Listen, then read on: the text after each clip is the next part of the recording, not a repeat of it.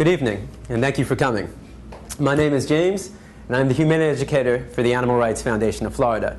Now, I'm typically giving this presentation to a high school classroom, so my audience is a little different. And same level. Same level. We'll find out. We'll find out. So I pretty much know my audience. I can pretty much guarantee that 99% of the kids in the class are eating meat, dairy, and eggs. And there might be one or two kids who are vegetarian, but it's a very rare occasion where you'll get a kid who is vegan. When I speak to adults, it's a little different. I don't quite know my audience as well. So I want to get to know you. So here's what I want everybody to do. I want everybody to please stand up.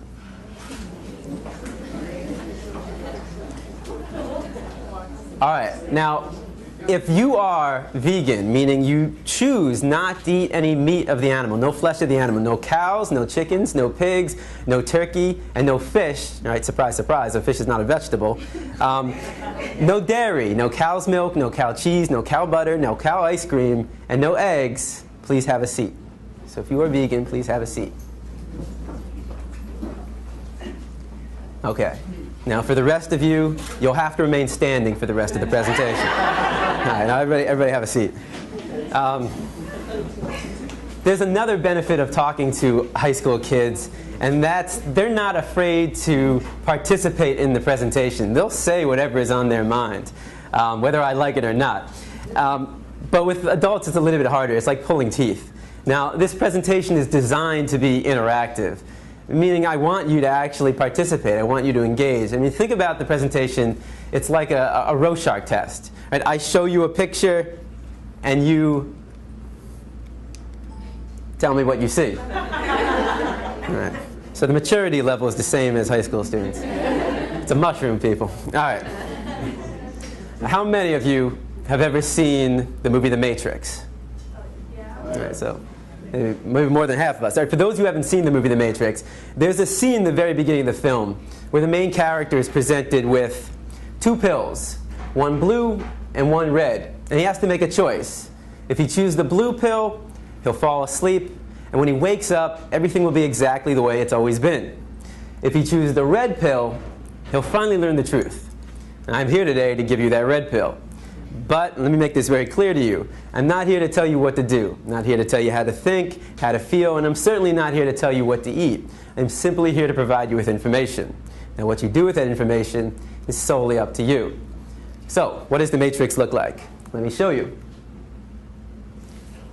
Now, despite what you might be thinking, these two circles are not equal. I repeat, these two circles are not equal. One is, in fact, larger than the other. What I need you to do is determine which one that is.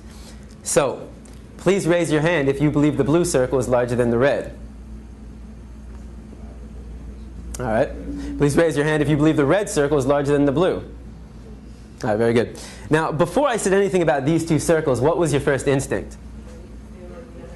Equal, right? Because they look equal. And the reason why they look equal is because, in fact, they are equal. These two circles are identical. Yet I got just about every one of you to raise your hand and say that they're not. So what do we learn?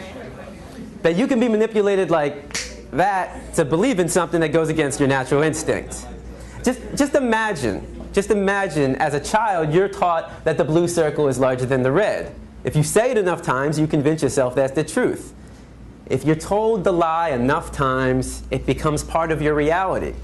And if enough people are taught that lie, that the blue circle is larger than the red, well, now it becomes part of the culture.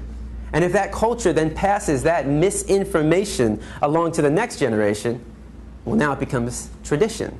And what we have to remember is that just because we have a tradition doesn't mean it's morally acceptable. Tradition and morality are not always the same. I mean, can you think of any traditions that we once had in the United States of America that we no longer have? That today we think back and that was immoral?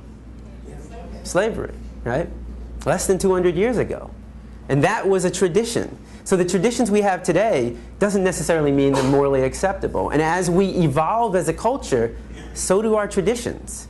Now, The Matrix is a story. It's a story. When told enough times to enough people, it becomes part of that culture. It becomes the tradition. And this story is being told over and over every day. In fact, if you believe the image on the carton is where you're getting your milk from, you're deceiving yourself.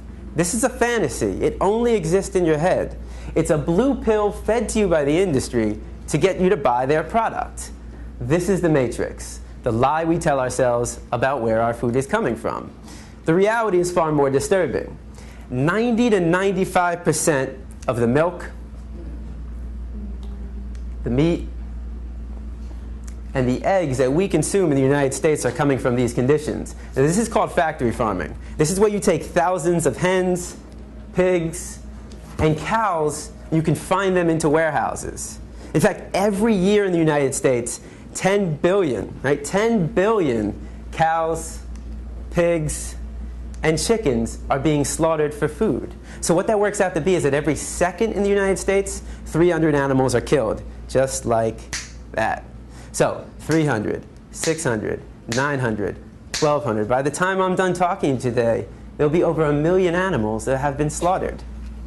And most of us don't even blink an eye. I mean, how is it possible that in the United States of America we can slaughter 300 animals every second and not question that? Because of the story we've been told. The story justifies the action.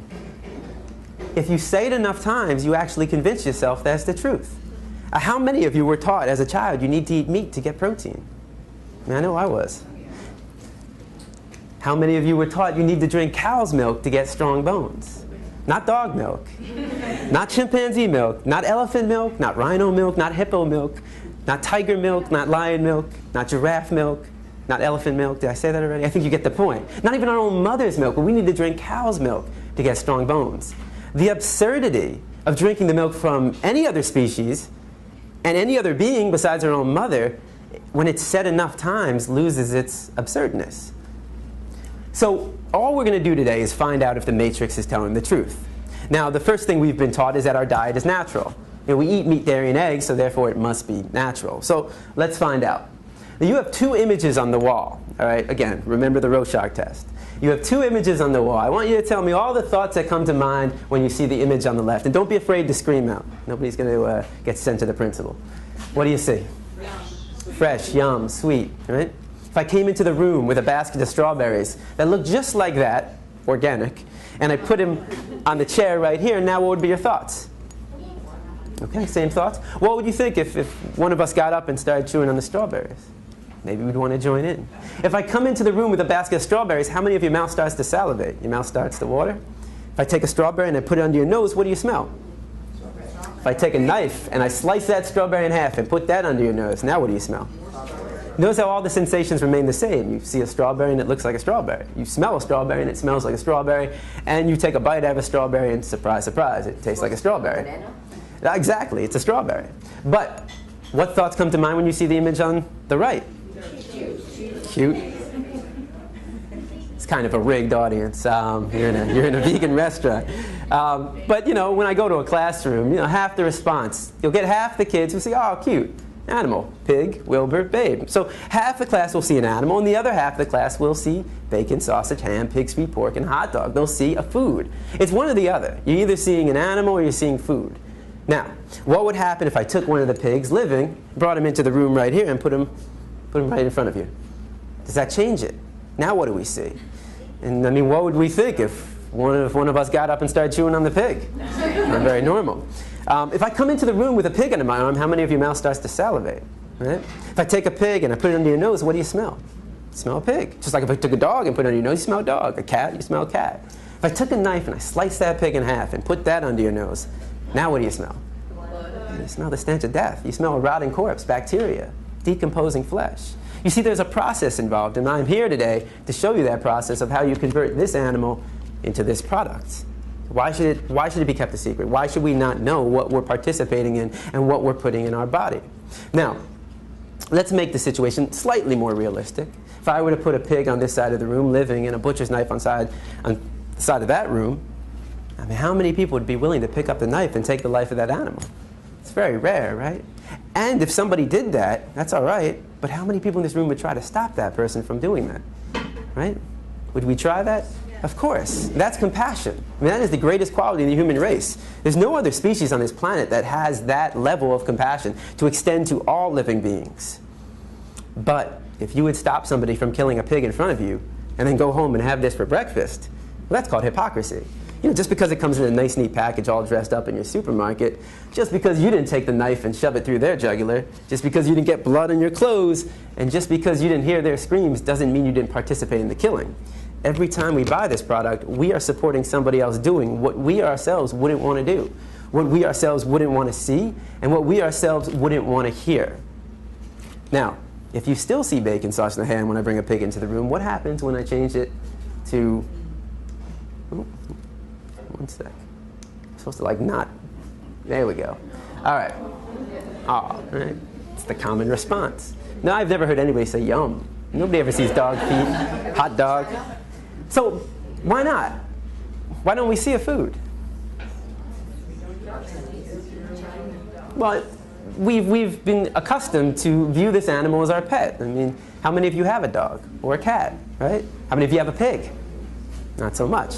All right, so, but there are other cultures. There are other cultures. Again, the cultural story for us is, this is your pet. In another culture, certain parts of the world, they eat cats and dogs. That's their culture. That's their story they've been told. And how do we feel about that? A lot of people think it's disgusting, right? I imagine every one of you probably thinks it's disgusting to eat a dog. Why would it be disgusting to eat this animal and not disgusting to eat this animal? Why would it be wrong to eat this animal and right to eat this animal? And most importantly, why would it be wrong to kill this animal and right to kill this animal? Culture. It's culture. It's the story. It's the matrix that we've been told. One culture sees this as a pet, this is a food. Another culture might see this as a pet, and this as a food. Another culture might see them both as food. Certain parts of India, the cow is sacred. They would never think about eating a cow in certain parts of India. Is that wrong? Is that unnatural? That's just the story they've been told. But culture is just a story. That's all it is. It's just make-believe. What I'm concerned with is what is natural to the human species. Because every culture has a different story. But you take somebody from Asia, Africa, South America, North America, Europe, and we're all the same species. We're all human beings. So let's take a 3-year-old from any country in the world, and you put that 3-year-old in a room, and you line up 5 animals in front of that 3-year-old. A pig, a dog, a cow, a cat, and a chicken. Do you think the 3-year-old is going to know which one to eat and which one to pet? What's the 3-year-old most likely going to do, or try to do? Play with them all. It's going to try to play with them all. The 3-year-old has to be taught, no, no, no, no. Don't play with him. Eat him. Play with him. Pet him. That's what we were taught. We didn't choose our diet. Our diet is a learned behavior. We were raised to perceive this animal as your pet and this animal as your food. But that's not the natural perception. The natural perception is that they're all of our companions. So our parents chose our diet based upon the cultural story. And if you have children, you base their diet on the cultural story being told, which is the same story. Now, let me give you another example. If you take a baby and you put a baby in a crib and you put on the right side a baby chick and on the left side an apple, which one do you think the baby's going to try to play with and which one do you think the baby's going to try to eat? Most likely, I put the inanimate object, in this case the apple, in his or her mouth. And if the baby, most likely will be piqued by the interest of the thing moving, in this case the thing being actually a living being in the chick. Now, if the baby tries to eat the chick, what's the chick going to do? It's going to run away or peck at him. Now, if you walked into a room with a baby in a crib, playing with an apple and chewing on the head of a live chick, what would you think of that baby? It's like demon baby? You can allow that demon baby to play with your baby instead of a play date? Probably not. So if it's not all right for a baby to cause harm to an animal, even when they don't know any better, why does it become more acceptable as we get older, when we do know the difference between an apple and a baby chick? The question is, do we find it acceptable to cause harm to an animal? Well, let's find out. If you were to walk outside right now and you saw somebody taking a baseball bat to a dog's head, what would you do? You take action. At the very least, you'd call the police because you recognize that as a violation of this animal's right to be free from harm. We're all given that right at birth. Every animal on this planet, whether it's a mammal, whether it's an amphibian, whether it's a bird, a reptile, a fish, an insect, we're all earthlings, human beings as well. We are all earthlings. And what do all earthlings have in common? 2 things. We all want to live. We all desire to live. That is what is creates the equality in all of us. We all want to live. And the second thing is we all avoid pain. Those two things make us equal. From the largest land animal on earth, the elephant, to the smallest, the insect, the ant, and everything in between, from the dog, the pig, to the human being, we all desire to live, and we all avoid pain. Now, if you were to walk outside right now and you saw somebody taking a baseball bat to a pig's head, would your emotional response not be the exact same thing? Of course. Because the question for you is, what's the difference? What's the difference between the two? Right? Is there a difference? You might think one is cuter than the other, but that says more about you than anything about these two animals. You know, a lot of kids will say, well, the nose looks different. But I say, but they both got a nose to smell. Some kids will say, well, he's got hooves and he's got paws. I say they both got feet to walk and run. Some kids say, well, his ears are going up and his ears are flappy. They both got two ears to hear. They both got two eyes to see. They both got a heart to beat and a mind to think. And the reason why we would take action for both of them is because we recognize the equality between them and not the difference. Any difference is insignificant. The similarities, though, are striking. We know they're equal, yet every time we sit down for a meal, we create that separation. We create that inequality. It's just like we knew the two circles were equal, red and blue, but all it takes is somebody to tell you a story. Now, what we most importantly recognize is that all animals have feelings. But how do we know? I mean, how do we really know? Or how do we even know that humans have feelings? Well, I mean, of these feelings, what's most important to you? Happiness, right? How do you know if somebody's happy? If I said to you right now, this is the happiest moment in my life, would you believe me? Hopefully not, no offense. So, how are you going to tell if somebody's happy? They're smiling, they're laughing. I could take somebody in this room who doesn't speak your language, but you can tell how they're feeling by their expressions, the sounds. It doesn't have to do with a language, though. What about other animals? Well, they wag their tail, they bark, they jump up and down, they play with each other, they lick. So all these are signs of how they feel. What about pain, though? If I said to you right now, my right hand is killing me, would you believe me? I haven't given you any signs. It might, though. It might be killing me. There's only one person in this room who knows if it's actually killing me. That's me, of course. If I say, well, let's say I was to trip over my feet here, though, and nail my head against the side of this table, start bleeding profusely out of my head, and I'm screaming on the ground, would you believe I'm in pain? Of course, I'm showing the signs. Here's a test. You take your hand, you put it over a flame. What happens? Burns, right? What's your reaction? Pull back and scream. You take a dog's paw, put it over a flame. What's his reaction? Same thing. Pull back and scream. You take a pig's leg, put it over a flame. Same reaction. You take a dog, a pig, a cow, a chicken, a goat, a duck, a horse, a rat, a mouse, any animal that's living, put a body part of the flame, they all have the same reaction. You take a fish out of water, and what's their reaction? Start flopping around. Why? They can't breathe. You want to know what it feels like to be a fish out of water? Have your loved one put your head underwater and not let go. And it really wouldn't be your loved one, though, if they're doing that. That's what it feels like. Of course fish have feelings. They're not vegetables. If you take a vegetable, you take a plant, you take a strawberry, and you put it over a flame, and what happens? It melts. It doesn't have feet to run away. It doesn't have a mouth to scream, a nose to smell, eyes to see, ears to hear, a heart to beat, and a mind to think. And a lot of kids will like to give this one. Before you say, well, plants have feelings, they don't have a nervous system. They don't have a nervous system. Without a nervous system, they can't feel pain and happiness the way that animals and humans can. So the question is, when did we learn this? When did we learn that animals have feelings? Hopefully this isn't the first day that you learned this, right? When you were younger, right? And how did you learn it? Maybe you had a cat or dog.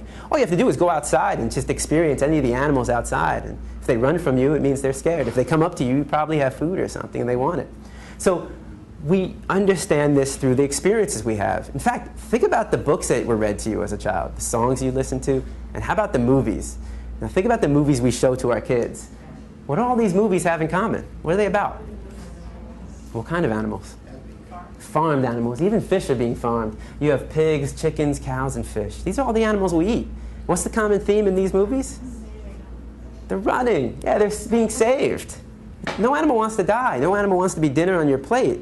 And we root for these animals. You take even the biggest pork eater in the world, he's rooting for Wilbur. Nobody wants to see Wilbur made into bacon at the end of that film.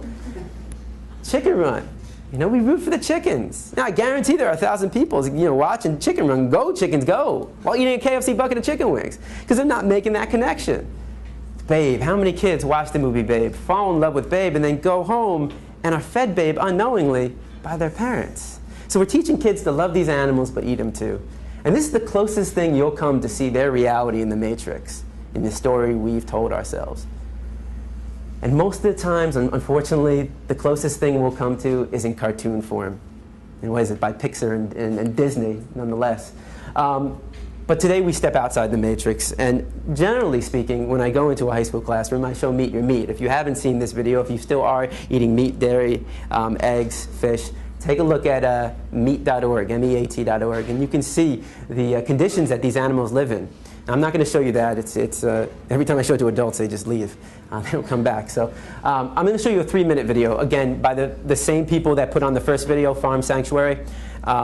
It's 3 minutes.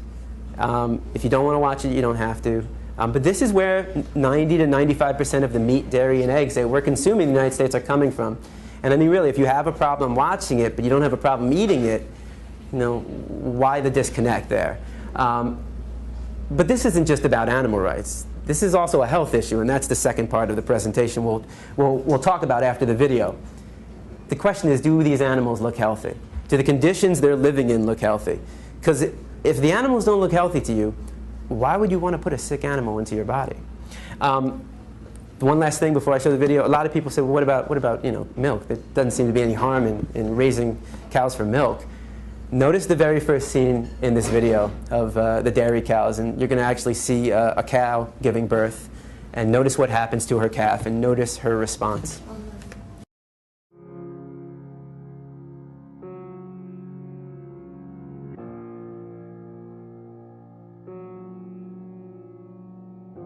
If I could talk to animals that are being confined and abused now in factory farms, I would say I'm sorry for what we're doing to you. I wish it wasn't this way, and I'm doing everything I know to stop it, and hopefully we will be able to stop it. There's not really a whole lot of good you can say. I mean, you just gotta hope that it can stop, and hope that people will recognize the harm we're causing and will choose a different way. Meat, milk, and eggs come from real animals. They don't just come from the grocery store. And these animals desire to live, and they want to be free of pain and suffering and fear. And on today's farms, these animals only know fear and pain at human hands. They never know human kindness. They never know mercy. And when people buy these products, they are unwittingly supporting that type of cruelty and that type of callousness. The workers, they have to lose part of their heart. They have to shut their eyes to certain aspects of what they're doing. Can you imagine what it would be like to cut the throats of animals for 8 hours a day? It's a bloody, violent job, and nobody should have to do it. I don't know what it means that, we can participate in such cruelty without paying attention to it, without caring about it, without wanting to do different. Citizens want to assume that animals will be treated humanely, that there are laws on the books to prevent cruelty, and people are usually surprised to learn there aren't.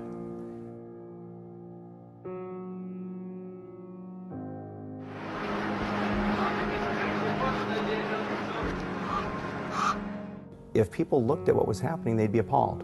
Most people would not support the type of abuse that has become common on factory farms.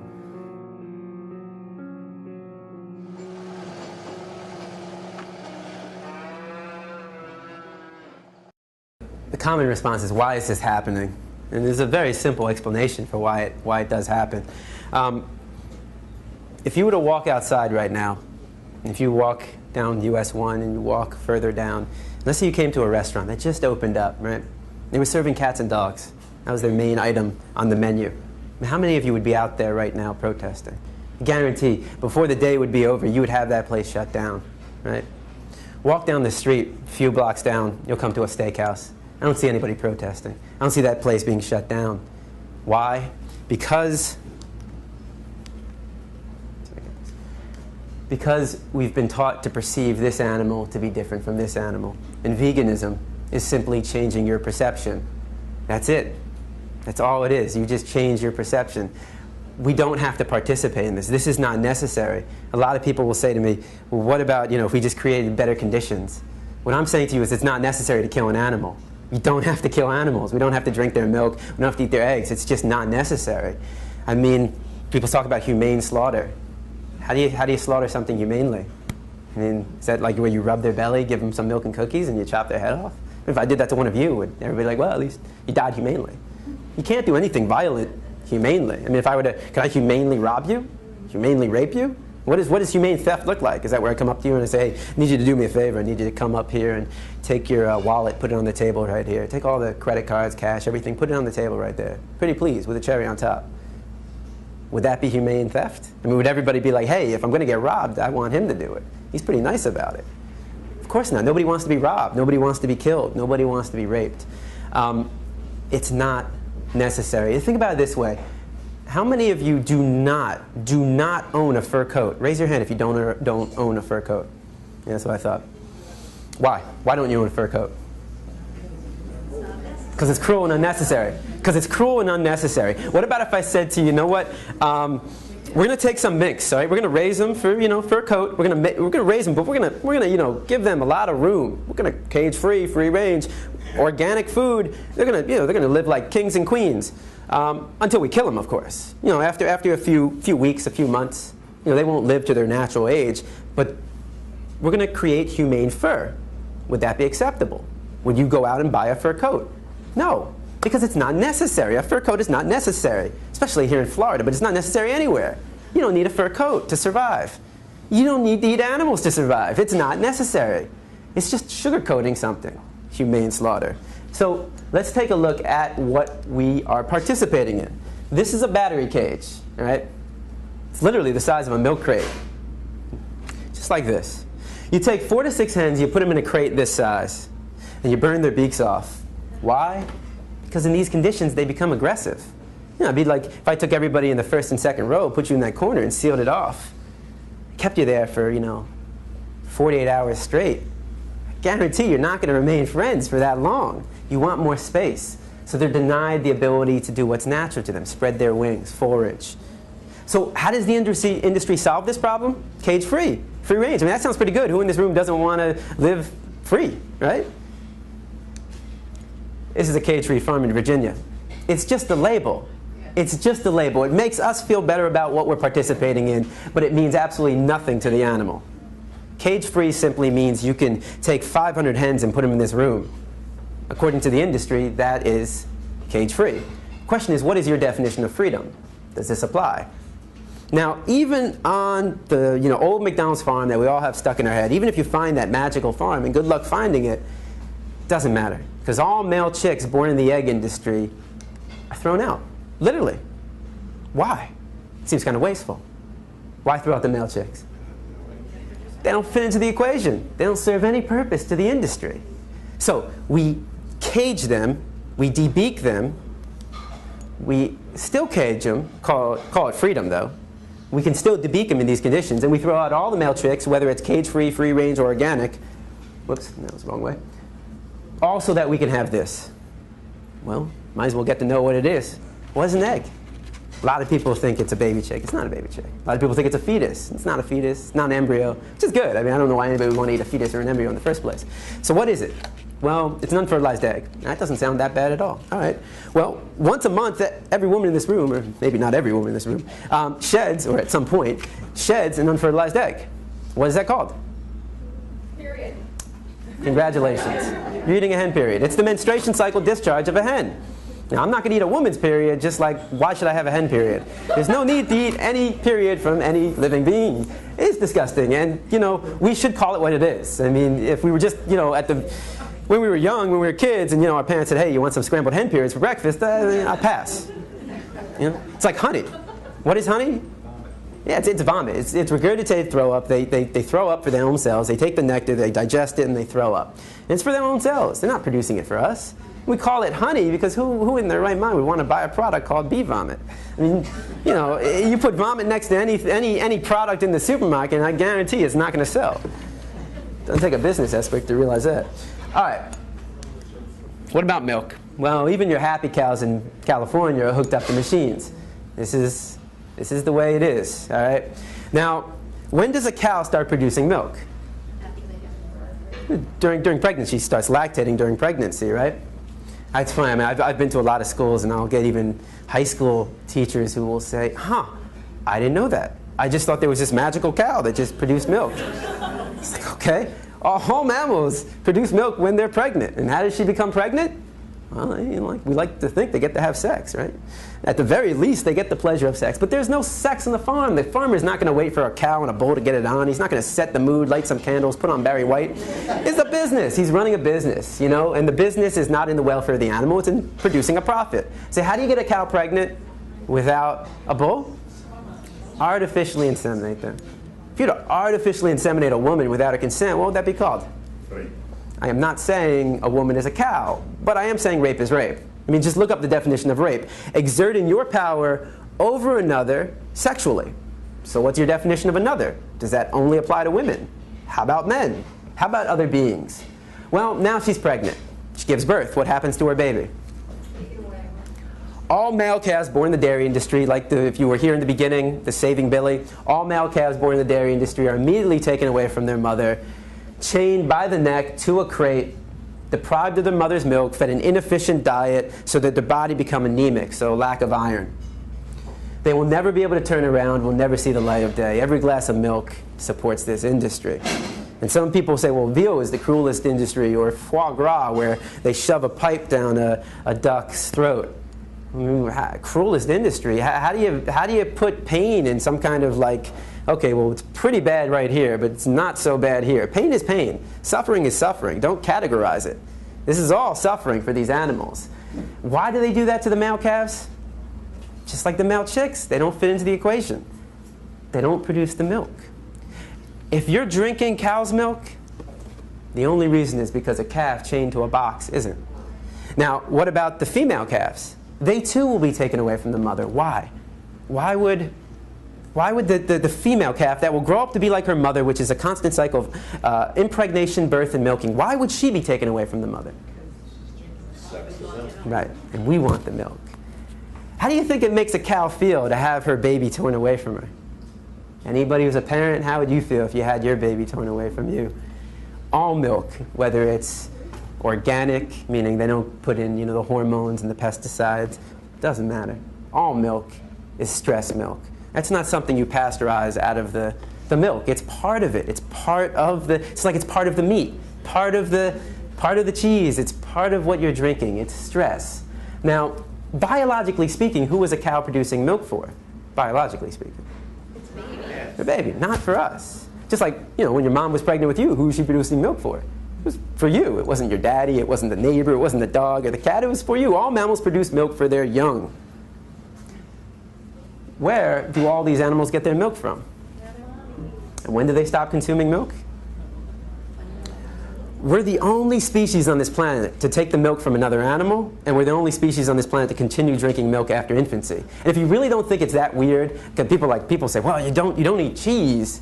Cheese is just spoiled milk. You don't eat cheese. You don't drink cow's milk. That's extreme. That's crazy. Is it really that extreme to not take the milk from another animal? I mean, and if you don't think it's that extreme, if I brought a pregnant woman into the room right now, how many of you would want to drink her milk?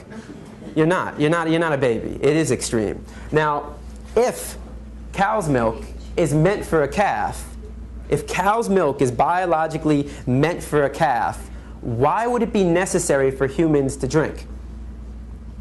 It's not. Cow's milk is no more necessary than drinking dog milk, chimp milk, pig milk, or elephant milk. The only milk you need was from your mother when you were a baby. You're not a baby anymore, and you're not a cow. You're not a calf. Well, what about if I said to you, you know, you're walking in Publix, Whole Foods, Winn-Dixie, maybe Winn-Dixie more likely, and you come across not cow milk, but chimpanzee milk. That's why I said Winn-Dixie. No offense, you shop at Winn-Dixie. I can't picture, well, I don't know, maybe Whole Foods. But, all right, so chimpanzee milk, right? How many of you would buy it? Probably not, right? That's disgusting. Why would it be disgusting to take the milk from one animal, but not disgusting to take the milk from another animal?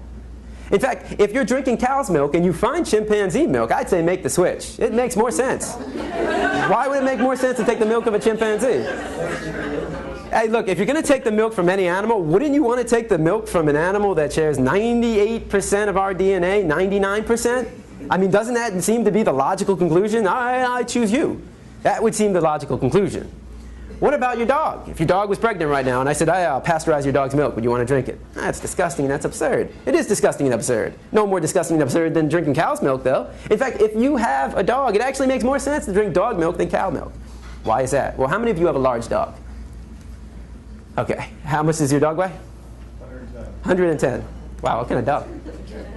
What kind of dog? American Bulldog. There we go. All right, 110 pounds. That's pretty close to the human weight, right? 110 pounds? That seems to make sense. This animal weighs 2,000 pounds. Why put a product meant for a 2,000 pound animal into this? A baby doesn't even know why. All right. A baby on average weighs 7 pounds at birth. I really don't know where I'm supposed to be pointing this. It's like a magical wand. There we go. A calf weighs 90 pounds at birth. At birth, 90 pounds. Baby, 7 pounds. Calf, 90 pounds. The calf will grow to 500 pounds in under a year, in 9 months. 410 pounds in under a year. What makes them grow so large so fast? The milk. But of course they're not getting the milk, and if it's not organic, what are they getting? Hormones. They're getting steroids. Again, that's not something you pasteurize out of the milk. And how do you keep animals healthy in these conditions? You pump them up with antibiotics. 70% of the antibiotics produced in the United States are fed to farm animals. That's not good. Right? That is not good. You wonder why so many people are dying in the hospitals? They get some infection and they take these antibiotics and they don't work anymore. So how do we actually justify putting a product meant for a 2,000 pound animal? They grow to 2,000 pounds in 2 years into this. Well, the story. Once again, the story justifies the action. Say it enough times, you convince yourself it's the truth. Every story has an author. Who is the author of this story? Dairy. Right. And what is the ultimate goal of the dairy industry? I mean, why would the dairy industry be some holier-than-thou company? I mean, if I said to you, cigarettes, it does a body good, you'd probably say I work for the cigarette company, right? And none of us would believe that. But why believe this? And if you believe that milk does a body good, why would 75% of the human population be lactose intolerant? Do you know what that means? That means 3 out of every 4 people on this planet, when they drink milk, they suffer from one of these symptoms. Diarrhea, stomachache, gassiness, bloated, ear infection, excess mucus. And that's normal. If you suffer from any of these symptoms, stop drinking cow's milk. Your body's trying to talk to you. Your body's saying, look, I can't do it anymore. Stop. Listen to your body. Your body knows best. Of course, the dairy industry will come up with a new product called, lactate? They put the enzyme. You see, the reason why most people are lactose intolerant is because all mammals, and human beings are mammals, have an enzyme known as lactase. Put an A right there. That enzyme breaks down the sugar known as lactose. As we mature, we lose that enzyme. So it's normal to be lactose intolerant. But of course, the dairy industry starts injecting the enzyme into it. That's not normal. That's not natural. And again, you're going against what your body is telling you. The dairy industry says, listen to us. We know better than your body. They don't. Your body knows best. You are your best doctor. But it must be good for kids, though, right? I mean, because every school I've been into, elementary, middle, and high school, is all one product being served. What product is that? Milk. Well, what's the number one cause of food allergies among infants and children? Anybody want to take a wild guess? No shit. All right, so if most people on this planet can't consume milk, and most children and infants, if they have an allergy, it's from milk, cow's milk, and not peanuts, but cow's milk. Why again are we drinking this?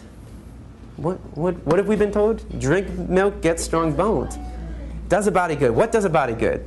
Calcium does a body good. The question is this the best source of calcium? Let's find out. Countries that consume the most milk. What countries drink the most milk? US. I go into classrooms and you get kids being like, Florida. right. Norway would be on this list as well. What is osteoporosis? It's a loss of bone density. It's literally weak bones. Remember what you've been taught. Drink cow's milk, get strong bones. What countries have the highest rate of osteoporosis? All right, well, either it's just a random coincidence or there's more to it. The more to it is this. Any product that comes from an animal has animal protein. That makes sense. Animal product, animal protein. Well, that animal protein, you know, protein is the amino acids, the building blocks of protein. Those amino acids, which are good, unfortunately, though, they're high in sulfur. So you want amino acids, but the problem with animal protein is that those amino acids are high in sulfur. When you put that in your body becomes acidic. You're making your body acidic, and your body's not meant to be acidic. It's meant to be alkaline, right? The pH balance is going lower than what it should be. So how does your body compensate? Well, they have to neutralize the acidity. So what do? They start releasing calcium from the bones. So the more cow's milk you drink, according to these statistics, the weaker your bones can actually become. The more animal protein you eat, the weaker your bones can actually become. In fact, if you look at countries in Africa and Asia, they don't suffer from very high rates of osteoporosis. They also don't drink very much cow's milk, if none at all, and they also don't eat as much animal protein. Now, kids will say, yeah, but wait a second, what do I put on my cereal? Problem solved. The diet for you the chance to diagnose them, that's not the problem. Right, it's because this information isn't out, I mean, it's out there, but people aren't being taught it. And this is, you know, this is basically the alternative perspective. And, you know, you can do your own research and find out if what I'm saying is valid or not. But, I mean, you can go with these alternative milks. And a lot of people are like fake meats and fake milks. No, they're not fake, they're real, right? These are real products, and they come from plants. You have the soy milk, the almond milk, rice milk, coconut milk, oat milk. You can do hemp milk, high in protein. So these are alternatives that you can do. And I know you've all heard of a taste test, right? Well, let's do a health test, all right? So here we have the milk that comes from an animal, and here we have the milk that comes from a plant, a soybean. All right, there is 150 milligrams of calcium per half a glass in your cow's milk. How many do you think is in your soy milk? It's the same. It's 150. It's exact same in a half glass. All right, so what's the difference? Well, this comes from an animal, and once again, animal protein can leach calcium out of the bones, and all animal products, meat, dairy, eggs, fish, is high in cholesterol. It has cholesterol, and your body naturally makes cholesterol. You don't need to put any more cholesterol in your body. So this has cholesterol. This doesn't. All plant products don't have any cholesterol. And all plant products, everything you see up here, everything you see over there on the table, fruits, vegetables, rice, beans, has fiber. Has fiber. So plants have fiber and no cholesterol. Animal products, no fiber and high in cholesterol. So again, let's do a health test. High in cholesterol, no fiber. High in fiber, no cholesterol. Which one do you think is the safer choice? I rest my case. All right. But you don't have to do this. I mean, human beings don't really need to drink anything besides water. I mean, that's really all we need to be drinking. And you can have your orange juice and your apple juice, but we just need water. Now, again, this is for the cereal. But you can get all your calcium from plants. I mean, just think about it. What is the largest and strongest land animal on Earth? An elephant. Weighs 10,000 pounds. You know what his diet consists of?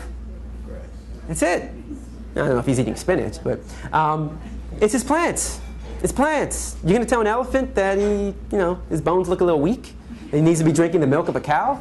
You get all your calcium from this. Now, a lot of people say to me, ah, man, but you know what? I get it, but man, I love my cheese. I can't give up cheese. Look, I tell people this. If you're going to give up any product, give up dairy. Dairy is the worst. I mean, the greatest trick ever pulled was convincing people they need to drink milk. Dairy is the worst. In terms of the cruelty inflicted upon the animals, they suffer for a longer period of time, and it's just completely unnatural and unhealthy. It is unhealthy. And there's a reason why people love their cheese and their milk. It's meant to be addictive. I mean, just think about it. It might be hard. I can't remember. But, when we were younger, most likely we were nursing from our mother, right? From her milk.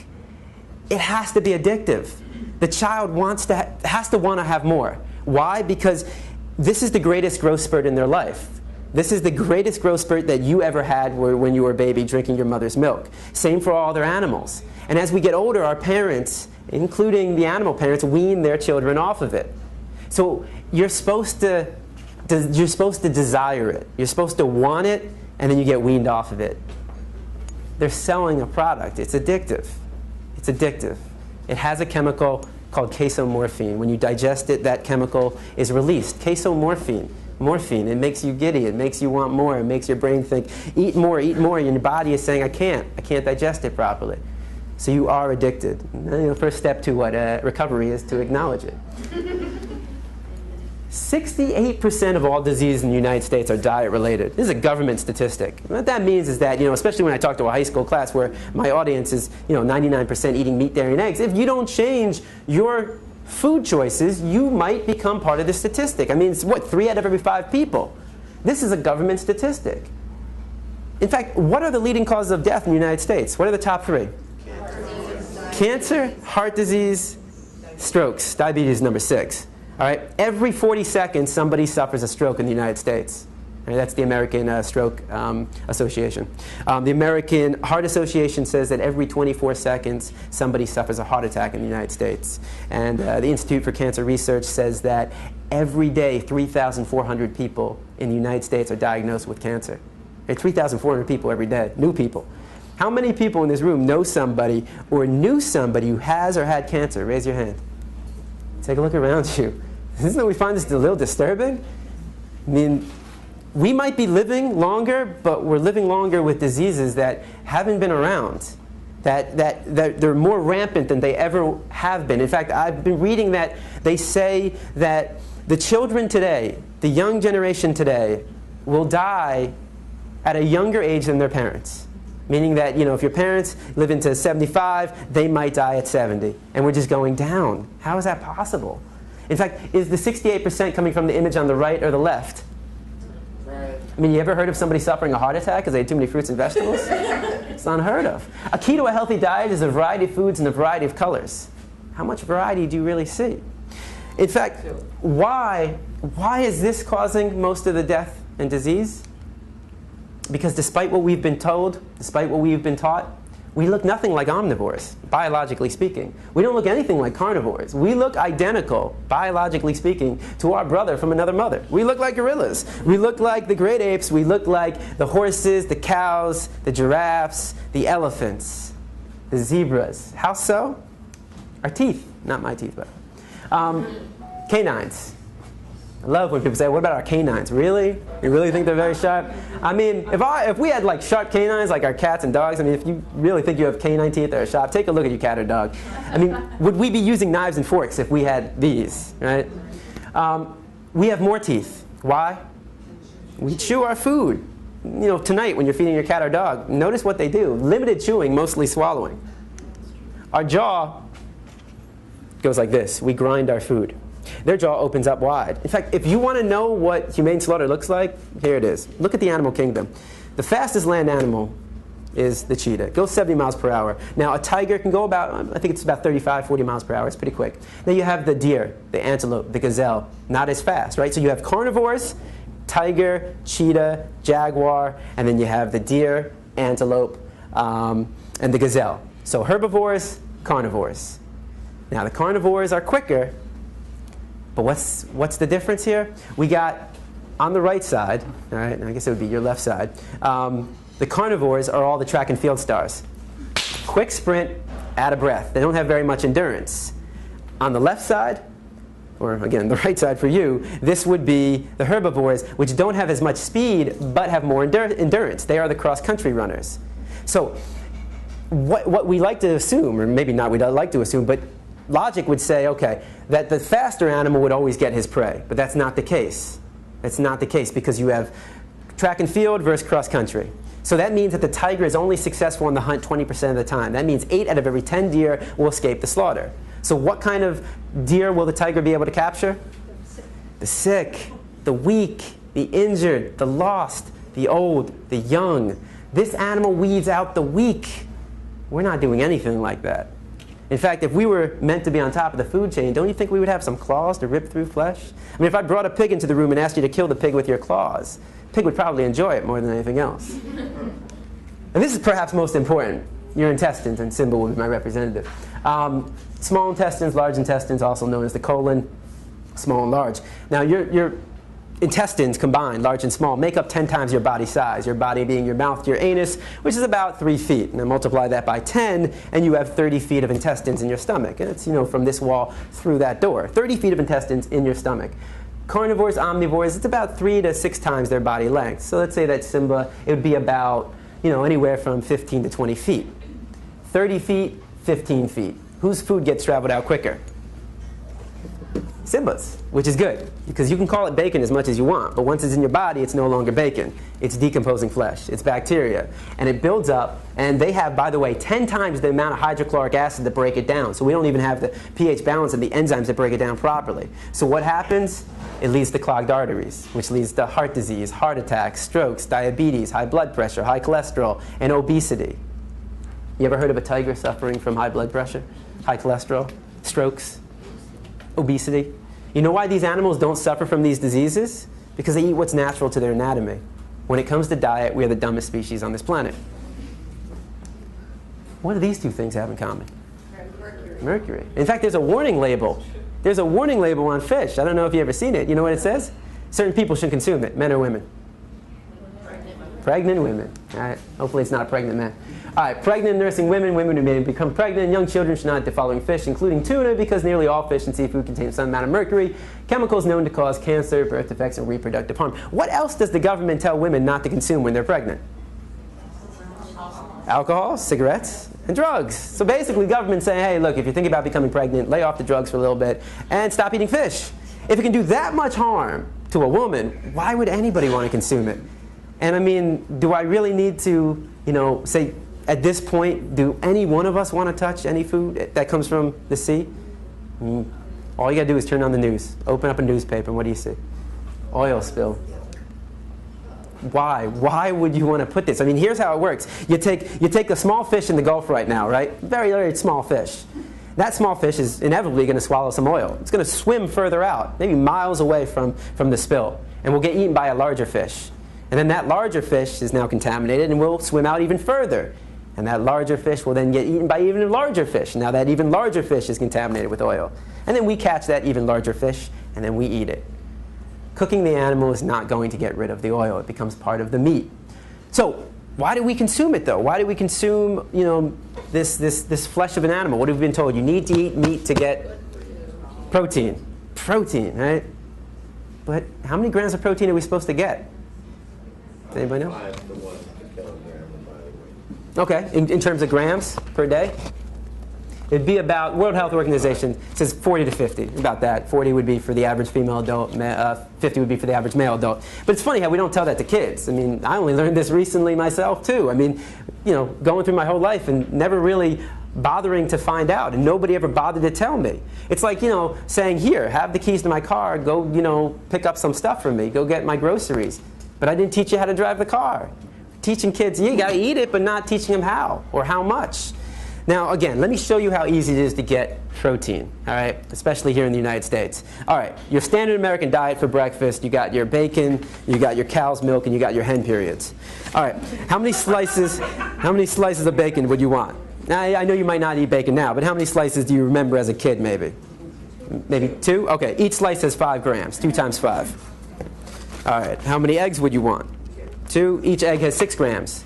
So what do we got? 12 plus 10? 22. How many glasses of milk? 1 glass. Each glass is 8 grams. So you are at what? 30. You're not even done with breakfast. That's not including the toast with cow butter you might put on it. So you're not even done with breakfast, and you're almost at the limit. The average American does not need to worry about getting enough protein. They need to worry about getting too much protein. That's why the United States has the highest rates of obesity in the entire world. All right? I mean, people all the time say, James, wait, you don't eat meat. Where do you get your protein from? Like all of a sudden, like, holy shit, like it's all of a sudden dawned on me, like, I have been without protein for the last 8 years. Let's go to McDonald's and get a Big Mac. Like I'm about to fall down or something or pass out. Have you ever heard of somebody in the United States suffering from a lack of protein and going to the hospital? It's unheard of. It's funny, even dealing with kids. I have a kid say, I tried to go vegan for a day and I got really sick. It's like, what? It's like people say, oh, I know somebody who was vegan who was sick. Really? I know tons of meat eaters who are sick. I mean, yeah, you can be an unhealthy vegan. what I'm telling you is it doesn't matter if you're eating meat, dairy, eggs, fish, or you're eating a plant-based diet. You should know what you're putting in your body. You should know how many grams of protein you're getting. You know the amount of iron, calcium that you're getting. And by the way, people say omega-3 from fish. You can get that from the seeds, the nuts. You can get that from other things. Flax seeds is a very good example. Think about this. These are the largest and strongest land animals on Earth. And what does their diet consist of?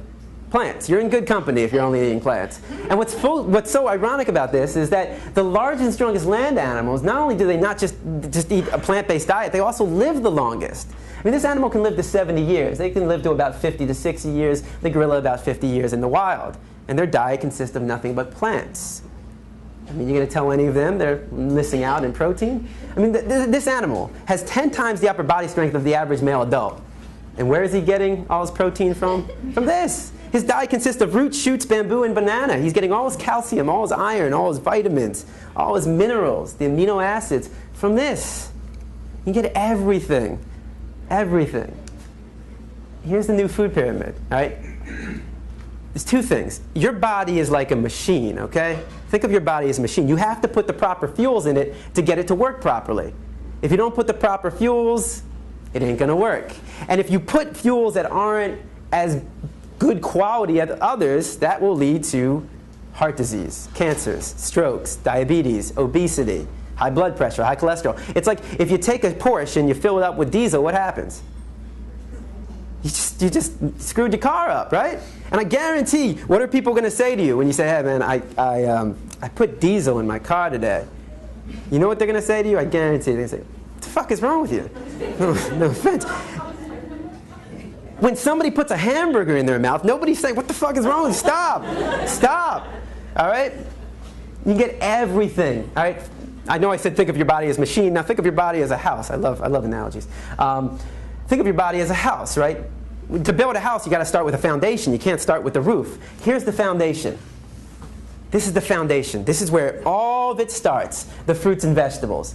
Keto, healthy diet, variety of foods, a variety of colors. You get everything from this, right? And then you build your walls with the legumes, the beans, and you got the whole grains, the wheat, the pasta, the spaghetti, the rice, the breads, and on top, your roof. You got your nuts and seeds. You can get everything from this, everything. All your vitamins, A, B, C, vitamin D from the sun. You get all your calcium, all your iron, your omega-3, all your protein, the amino acids.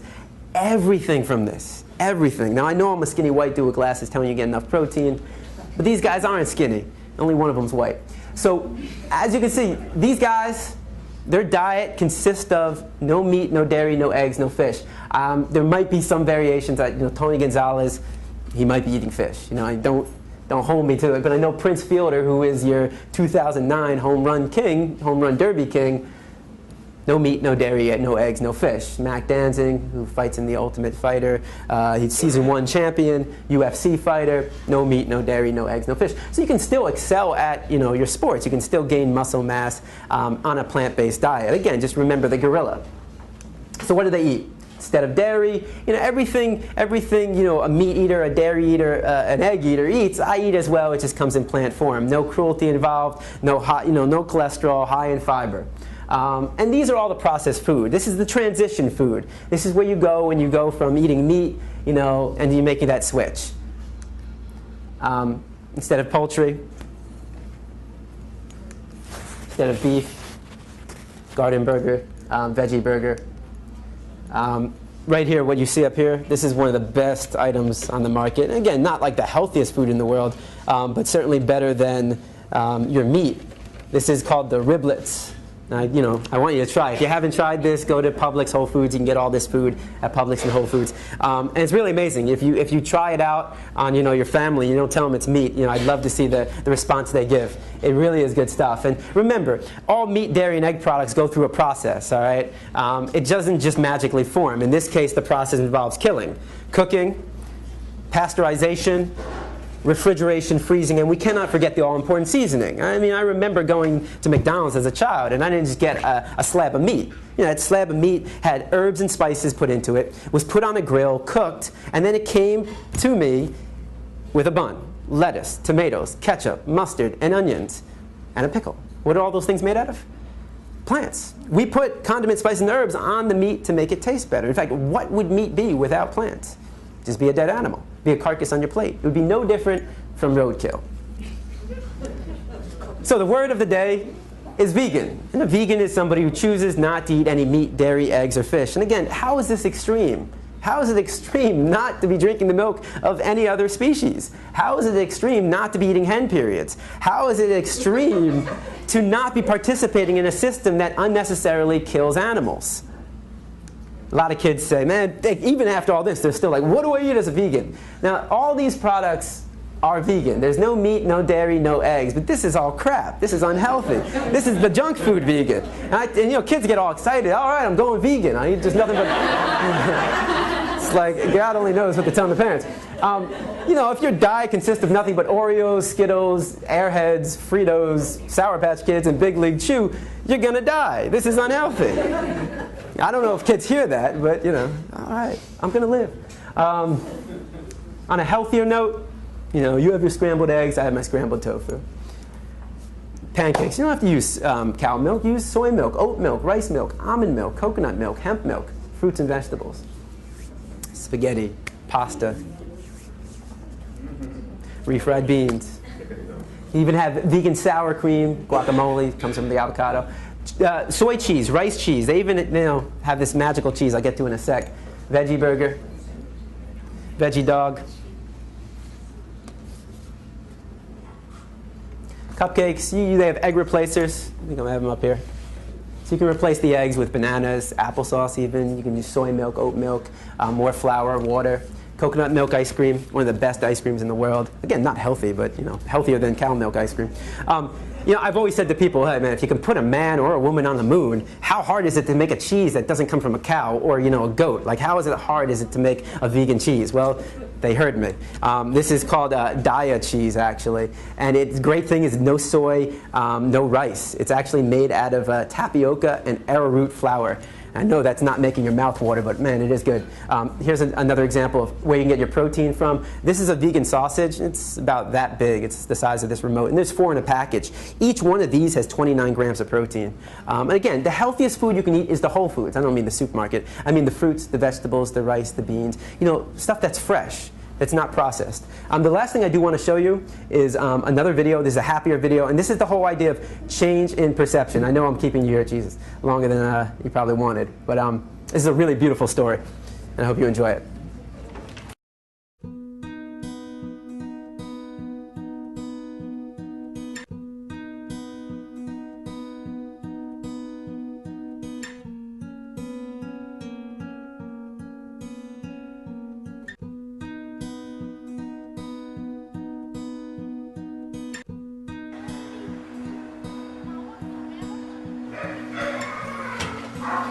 Come on in. There she is, beautiful girl. She was tagged for slaughter, and that would have been her fate, but she wanted to live, and so she literally ran for her life, and now she'll live out her life at sanctuary. It's interesting how the public responds when one individual animal, makes a run for her life. They end up making headlines on national news. People's hearts go out to this one individual animal. The cruelty that happens to farm animals is largely hidden, behind factory farm walls, and people aren't aware of it.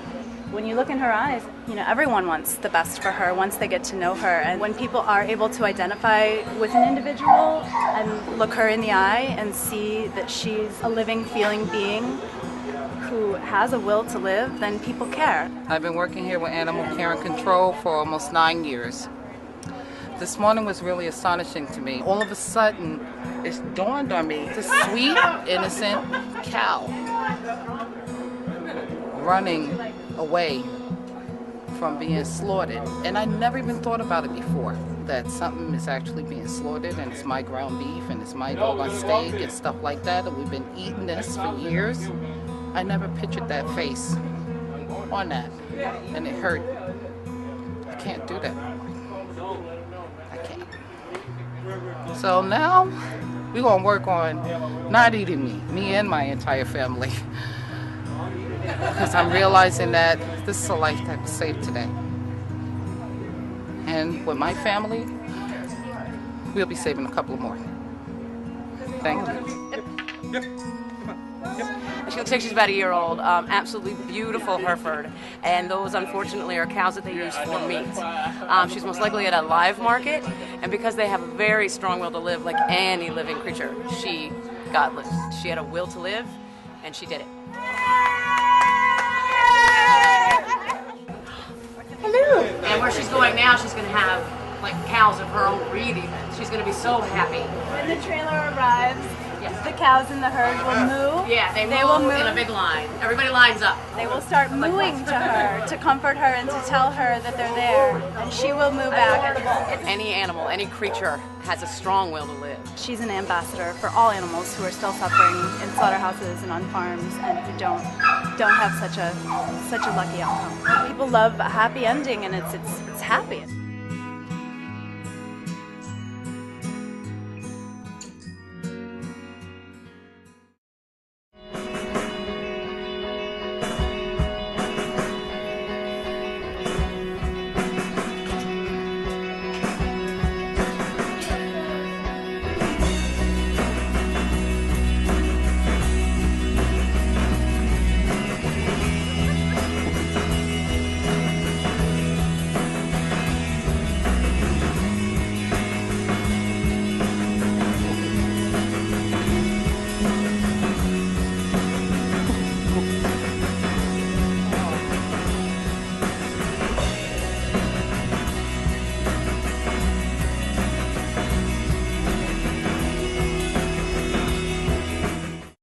I've seen that like 100 times and I still get goosebumps.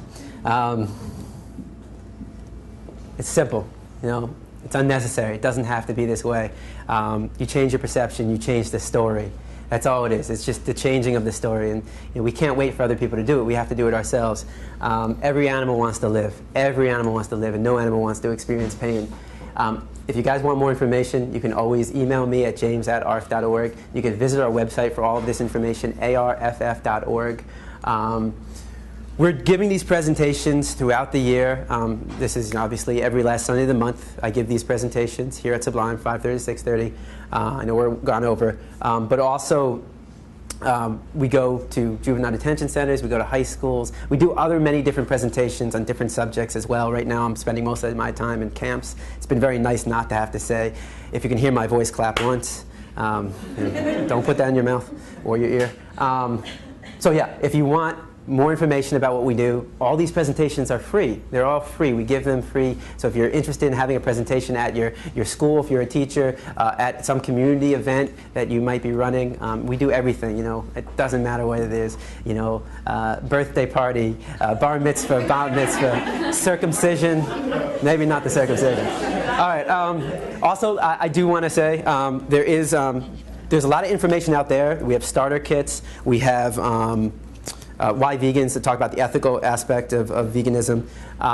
There's also, again, more information on the Animal Rights Foundation. This is a card. This has a list of all the veg-friendly restaurants in South Florida, Miami-Dade, Broward, and Palm Beach counties. Definitely take one of these. It's all out there on the table. This is my card as well. If you have any questions, you can come see me. If you did not print out the email, if you were on the Sublime list and you want $10 off tonight, it's only for the table.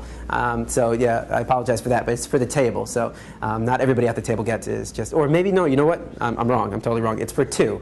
So it's if you have a group of 4 people, you get 2 of these. And thank you guys for listening. I hope you enjoyed it.